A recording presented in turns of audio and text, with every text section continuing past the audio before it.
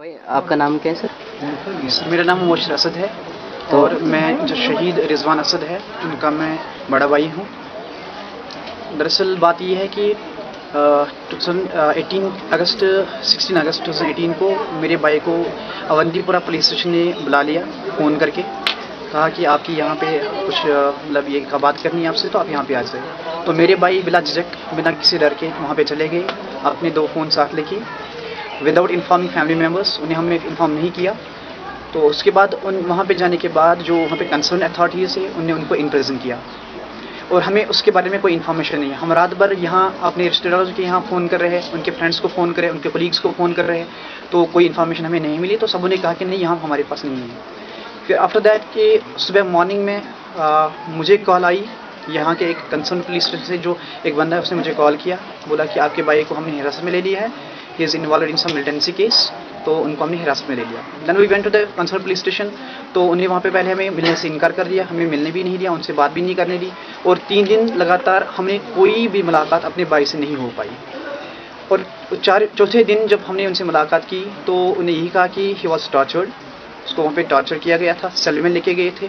और जो यहाँ पे उस टाइम जो डीएसपी यहाँ पे इंचार्ज था और जो बाकी एसपी जो इंचार्ज था वहाँ पे, तो उन सबों ने मिल के मतलब उनको बहुत ज़्यादा इज़्ज़त दी थी उस टाइम भी। उसके बाद क्या हुआ कि हमने कोर्ट से रिजू किया उनके ऊपर। 16 अगस्त को वो उनको अरेस्ट कर रहे हैं यहाँ, जो यहीं से रिजवान असद जो है वो चले गए वहाँ पे, और 26 अगस्त को ये एफआईआर लॉन्च कर रहे हैं। यानी 10 दिन इलीगली उन्हें कस्टडी में रखा उसको, और उस टाइम ही जिस्मानी इज़्ज़तें दी गई उसको। 26 अगस्त को एफआईआर लॉन्च करने के बाद उनके ऊपर पीएसए स्लैप किया गया, और पीएसए में वो इसको डोजरी में ये कह रहे हैं कि हमने इसको कैप्चर किया 26 अगस्त को इस्लामिक यूनिवर्सिटी के बागात से।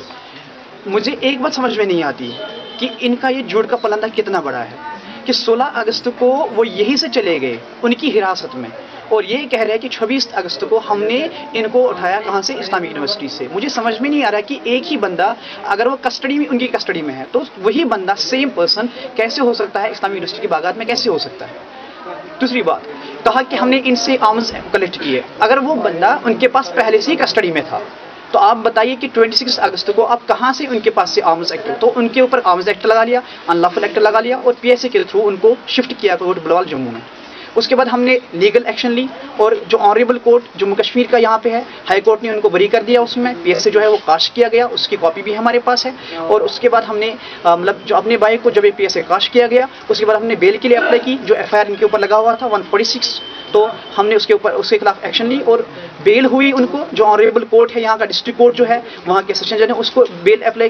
और उसके बाद आप हद देखिए, बेल होने के बाद भी 17 दिन मेरे भाई को इलीगली इन लोगों ने यहाँ अपनी ऑक्यूपेशन में रखा, और उस दौरान भी उनको मेंटल टॉर्चर किया गया, उस दौरान भी उनको गालियाँ दी जाती थी, और इस तरह से बाकी सारी इज़्ज़तें दी जाती थी। और आफ्टर ऑल ये सब होने के बाद 6 जैन को मेरे भाई को रिहा कर रहे हैं। उसके बाद ये कुछ डेज बाद हमें फ़ोन करे, मेरे फ़ोन नंबर पे कॉल आई वहाँ से, जो वहाँ पे इंचार्ज थे मुंशी साहब जो थे वहाँ पे, तो उन्होंने मुझे कॉल किया कि आप अपने भाई समेत यहाँ पे आ जाओ, हमें कुछ डॉक्यूमेंट साइन कराने आपसे।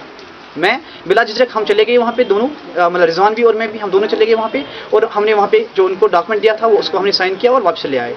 और इस दौरान यहाँ जो मतलब इतवार की रात को 11 बजे क्या हुआ कि ऑल ऑफ सडन, बिना किसी इन्फॉर्मेशन के, बिना किसी वारंट के, कोई चीज़ बताए बगैर, इन्होंने जो यहाँ का डीएसपी इंचार्ज है अवंतीपुरा का, अपने गार्ड समेत, तो उन्हें यहाँ पे हमारे घर के ऊपर रेड डाली। और रेड के दौरान वो क्या कर रहे हैं कि उन्हें सभी जो मेरे फैमिली मेम्बर्स हैं, मेरे 3 भाई रिजवान, जुल्करनैन और इश्तियाक, उनको, और मेरी 2 बहनों को, मेरे मॉम डैड को एक कमरे में, और मुझे आगे ले गए गन पॉइंट में, मुझे आगे लेके गए और कहा कि हमें आपके घर की तलाशी लेनी है। तो हर एक रूम की तलाशी लेने के बाद जो ही मेरे भाई जो है नीचे आ गए, वो ऊपर कमरों से, अपने कमरों से नीचे आ गए, तो उन्हें क्या किया, पहले उनके फ़ोन जो थे वो स्नैच कर लिए, और मतलब 6 फ़ोन इन लोगों ने हमसे स्नैच किए, मेरे फैमिली मेम्बर्स से। इसके अलावा 2 लैपटॉप्स, जो मेरा एक अपना पर्सनल लैपटॉप था और एक मेरे कज़न का जो लैपटॉप था वो भी अपने साथ, और एक पेन ड्राइव जो मेरी कज़न की थी तो वो भी अपने साथ लेके गए। और उसके बाद क्या कि रिजवान को अपने साथ लेके, जब हमने रजिस्टर करने की कोशिश की, जब मेरी मामा ने रजिस्टर करने की कोशिश की, तो उसको धक्का मार के पीछे धकेला और कहा, और मुझे यहाँ बाहर आंगन में कहा गया कि don't make any human cry, क्योंकि अगर आपने ह्यूमन क्राई तो इसके डायर कॉन्सिक्वेंसेस हो गए। और उसके बाद और कहा कि इसको इन्वेस्टिगेशन, हमने जब इंक्वायरी की कि अब किस हिसाब से इनको ले रहे हो, किस चीज़ के, किस मतलब जुर्म के पादाश में आप इसको ले रहे हो, कहा कि कुछ इन्वेस्टिगेशन इसके लिए पेंडिंग है, तो हम वो इन्वेस्टिगेशन करेंगे और उसके बाद आपको वापस कर देंगे। तो हमने चलो ठीक है, ठीक बात है, अगर आपका इन्वेस्टिगेशन है नो वरीज, हमें कोई फर्क नहीं पड़ेगा आपकी इन्वेस्टिगेशन से।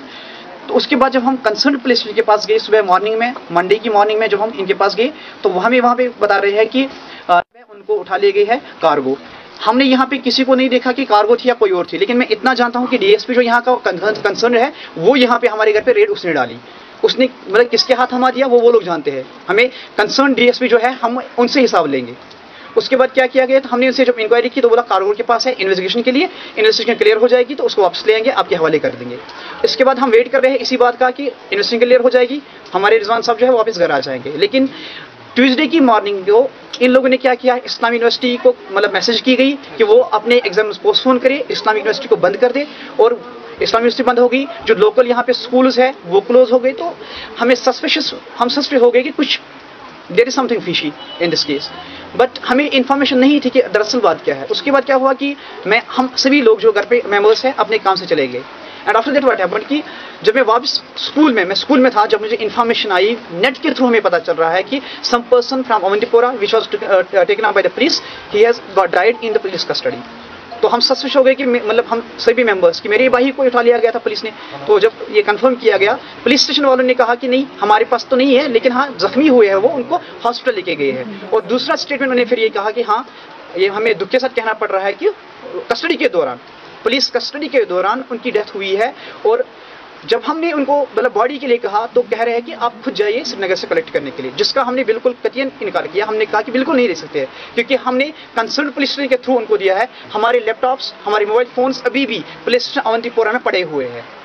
तो ये इनने फिर ये कहने की कोशिश की थी कि हम इसमें इन्वॉल्व नहीं है, लेकिन कंप्लीटली इन्वॉल्व यही है, क्योंकि इनकी हमारी जो चीज़ें हैं वो इनके पास कहाँ से आ गई, फिर ये सारी चीज़ें इनके पास पड़ी हुई है अभी भी। और इसके अलावा जब मेरे भाई को पहले गिरफ्तार किया गया था 16 अगस्त 2018 को, उस टाइम भी 2 फोन, मेरे भाई के 2 फोन अभी भी इनके पास ही पड़े हुए हैं। सिम कार्ड्स इन्होंने वापस कर दिए लेकिन फ़ोन वापस नहीं कर दिए। और हमें ये फ़ोन्स लेने के बाद भी इन्हें कहा था कि आप खुद जाइए मतलब अपने भाई की जो डेड बॉडी है वो कलेक्ट करने के लिए, लेकिन हमने कभी इनकार कर दिया। और उसके बाद क्या, शाम तक हमें सुबह 8 बजे ये मैसेज आया कि रिजवान साहब जो है वो शहीद हो गए। और उसके बाद ये क्या, शाम तक हमें ऐसे ही वेट कराते रहे और नियर अबाउट 7:10 के करीब इन्होंने हमें डेड बॉडी दी। तो उसके बाद हमने अपने जो तरीके से हमने उसको दफन किया, 10 साढ़े 10 के करीब वो मदफन हुए। तो दरअसल बात ये है कि अगर कोई सस्पेक्ट भी होता है किसी केस में, कहने की बात ये है, आप समझ में नहीं आ रहा है मुझे कि इतनी ब्रूटलिटी के साथ कैसे किल कर सकते हैं। और यहाँ कंसर्न पुलिस जो है ये इसकी जिम्मेदार है। ये जिम्मेदार इसलिए है क्योंकि हमने अपने भाई को इनके हवाले कर दिया था। उनकी सेफ्टी इन्वेस्टिगेशन सही, अपनी बात पे अपनी जगह पे इन्वेस्टिगेशन सही, लेकिन किस बात के लिए उनने इतना टार्चर किया कि वो टार्चर ना सह पाए और उनकी डेथ हो गई। ये मैं एक फोटोग्राफ आपको दिखाना चाहूंगा जिससे आपको पता चल जाएगा कि how brutally they have killed my bro, and we will take the legal action against all these goons who are doing this for their promotions. This is a clip of injury marks in the head. This is how brutally they are doing this. क्या इनमें इंसानियत नहीं है? हम इंसाफ चाहेंगे और हम इंशाल्लाह इंसाफ लेके रहेंगे। ये यहाँ पे जुल्म कर रहे हैं, ये इनोसेंट उनके साथ मतलब हाथापाई भी हुई कभी कभार। और वो मतलब ये चाहते थे कि जो हमारी यहाँ की सोसाइटी है, जो लोकल बॉयज है यहाँ के, जो यंग बॉयज है, वो इस ड्रग मेन से दूर रहे, वो बुरे कामों से दूर रहे, गलत कामों से दूर रहे और अच्छा काम करे वो। लेकिन मुझे समझ में नहीं आया कि मेरे भाई को किस जुर्म में मारा गया, किस जुर्म में उनको शहीद किया गया, जुर्म में बेगुनाही में उनको शहीद किया गया और वो इनकी कस्टडी में। तो इनके खिलाफ पूरी कार्रवाई होनी चाहिए और लीगल एक्शन तो हम डेफिनेटली लेंगे ही लेंगे। लेकिन हम ये कोशिश कर रहे हैं कि गवर्नमेंट जो है वो अपनी लेवल पे भी इंक्वायरी करे ताकि हमें इंसाफ मिले। और मेरे भाई के साथ जो ये जुल्म जबर हुआ है, इसको इन लोगों के साथ बिल्कुल ऐसा ही सलूक किया जाना चाहिए। जो जानवर जैसा सलूक इन्हें मेरे भाई के साथ किया है, बिल्कुल ऐसा ही जानवर जैसा सलूक इनके साथ भी किया जाना चाहिए। जो लोग भी इसमें मुलविस है, चाहे यहाँ का डीएसपी हो, चाहे वो कार्गो के बंदे हैं, जहां भी बंदे, जो भी एनआईए के बंदे हैं, जो भी बंदे हैं, उनके साथ बिल्कुल यही हिसाब किया जाना चाहिए जो उन लोगों ने मेरे भाई के साथ किया। नो सर, मेरे फादर जो है वो एसोसिएटेड है जमात इस्लामी के साथ, ये तो कोई गुनाह नहीं है। जमात इस्लामी क्या है? एक रिलीजियस है, ठीक है, एक रिलीजियस ऑर्गेनाइजेशन है जो लोगों को हमेशा हेल्प करती है। आपने खुद देखा होगा फ्लड्स के दौरान जो, और या नेशनल कॉमिटीज के दौरान, या कोई आफत आ जाती है उस दौरान हम लोग की मदद करते हैं। या दूसरी बात ये है कि हम लोग को दीन की तरफ आगे करते हैं, हमें इनको अच्छे कामों पे चलाते हैं, ये कोई गुनाह तो नहीं है। और दूसरी बात, रही बात रिजवान साहब की, आप ये बिल्कुल उनके ऑफिशियल से देख सकते हैं, रिजवान साहब जमात इस्लामी के साथ बिल्कुल भी रिलेटेड नहीं थे, टोटली उनका कोई रिलेशन नहीं था। हाँ, हमारे वालिद साहब हैं इसके साथ रिलेटेड, लेकिन हम में से कोई भाई जो है अभी रिलेटेड नहीं है इसके साथ, ठीक है। और दूसरी बात, ये कोई गुनाह तो नहीं है। अगर किसी ऑर्गेनाइजेशन, कोई जमीयत अहले के साथ रिलेटेड है, कोई जमात इस्लामी के साथ है, कोई किसी और चीज के साथ रिलेटेड है, तो ये कोई गुनाह नहीं है, इसमें कोई गुनाह की बात नहीं है। हाँ, रिजवान साहब बिल्कुल भी इसके साथ एसोसिएटेड नहीं थे, ये बिल्कुल फेक न्यूज है। जिस मीडिया वालों ने भी ये न्यूज दी है कि he was associated with Jamaat Islami, that is totally fake, और उनके खिलाफ भी कार्रवाई होनी चाहिए जो ये फेक न्यूज। मीडिया वालों को मैं यही कहना चाहूंगा कि जो सच है वही दिखाए, कोई झूठी बात ना कहे, कोई फेक न्यूज ना दे, जो सही बात है, जो सच्ची बात है वही आगे करे। और दूसरी बात यह है कि हमें इंसाफ दिलाए, आपका भी रोल बनता है इसमें, मीडिया वालों का भी रोल बनता है इसमें कि हमें इंसाफ मिलना चाहिए, और हम ये इंशाल्लाह इंसाफ लेके रहे।